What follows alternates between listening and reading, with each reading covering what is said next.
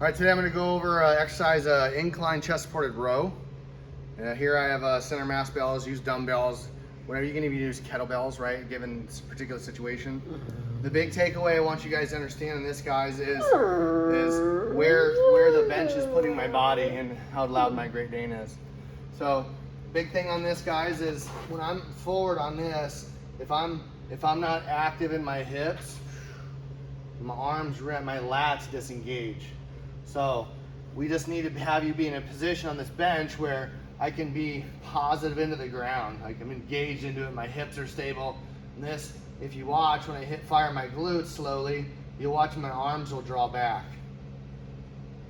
Right? That's what I want. I want my arms back because that direction is where I stabilize my lats. Okay? So I'm going to stabilize my lats with a contraction before I go into a row. If I don't, what ends up happening typically is I go into a row and then I end up going into a bit of a shrug and I internally rotate. I start doing this number and the head starts going forward. We really want to avoid that by having a posterior contraction. So I'm engaged on the back side, everything tends to flow back towards the intended contraction. Anytime you have a contraction one way, but the body's going the opposite, something's destabilized, okay? So whether I do 2 arms at a time, like simultaneously, or I go alternating 1 arm at a time, basically my first movement is contract those lats, stabilize those lats, because I'm not trying to pinch my shoulder blades, okay? I'm not trying to go into a shrug when I row.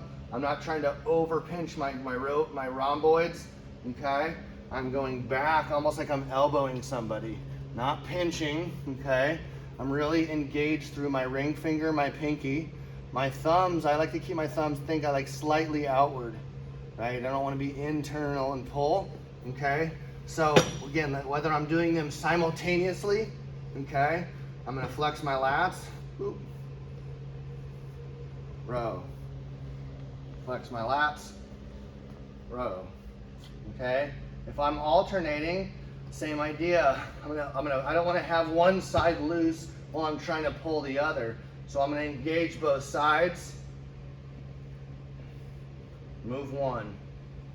Engage both sides. Move 1. Okay? So again, the big takeaway is if I'm going into a pull, I don't want my head protruding forward. Because if my head is moving forward on a row, I know I'm rotating those shoulders, right? And that's basically doing this number. Like going into fight or flight, going into flight, okay? Trying to cover up in the fetal position. We don't want to shrug. Shoulders are poison for your ears, folks.